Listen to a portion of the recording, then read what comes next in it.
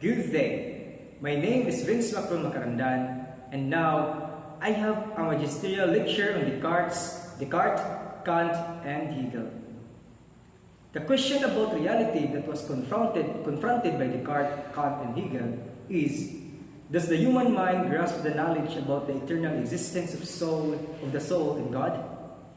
My answer to the question is: the existence of God and the immortality of the soul can be understood by examining knowledge by doubting things, considering the nominal entity of the soul's existence, and finding connections between the soul and the absolute spirit as it unfolds throughout the history.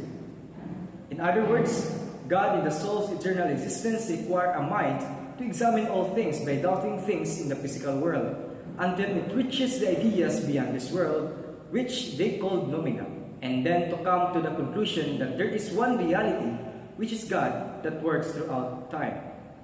To support the thesis, first, the eternal existence of God and the soul are clear and distinct ideas that start by doubting the things that the mind perceives.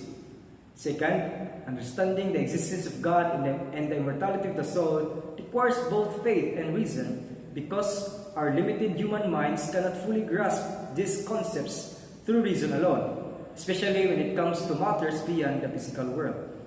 And lastly, there is one source of knowledge, which is the absolute mind, or God, that implies immortality of the soul, since the human soul is intertwined with the evolution of the world spirit.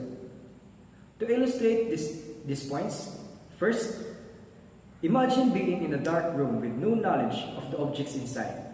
When you touch things, you are uncertain about what they are. However, you are sure about one thing, which is your own thinking. This leads you to the idea that there must be someone, like God, responsible for your ability to think and reason. Second, when you are learning to ride a bike, you first gain knowledge by understanding the steps and using reason. But when you actually ride a bike, you need faith to trust in your balance and keep going until you learn how to ride successfully.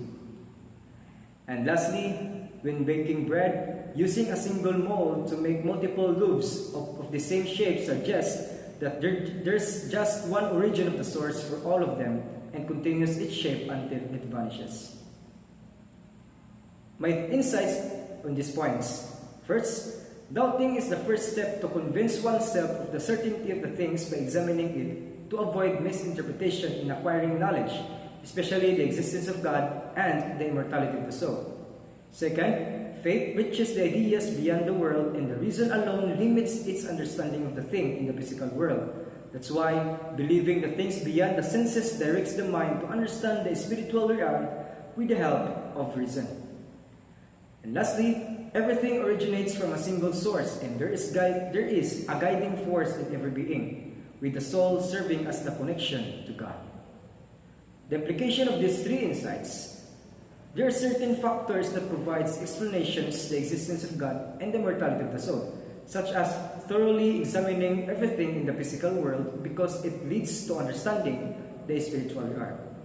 Thus, the existence of God and the soul's eternal nature requires a mind that questions everything in the physical world, until it arrives at ideas beyond this world or nomina, leading to the realization of one ultimate reality, which is God, working throughout time. That's all, and thank you.